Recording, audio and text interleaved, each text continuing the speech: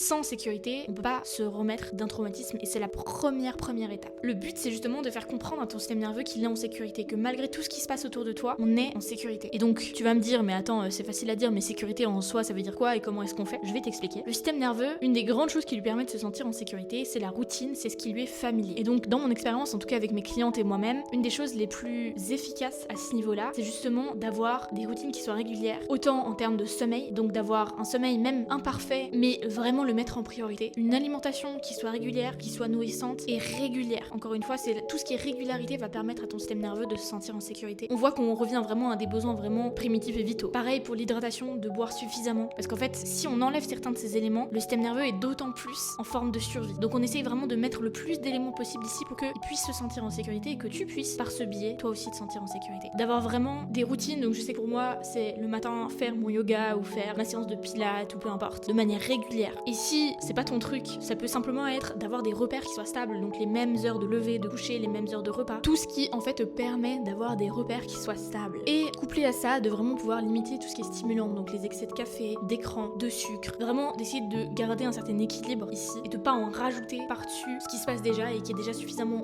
difficile à gérer pour ton système nerveux. Donc c'est typiquement pas le moment pour te lancer dans un régime, pour faire un marathon extrême ou je ne sais quoi. C'est le moment de garder une régularité dans tes routines et de t'apporter le plus de repères qui te permettent ensuite de te sentir en sécurité et de justement rapporter ce sentiment de sécurité.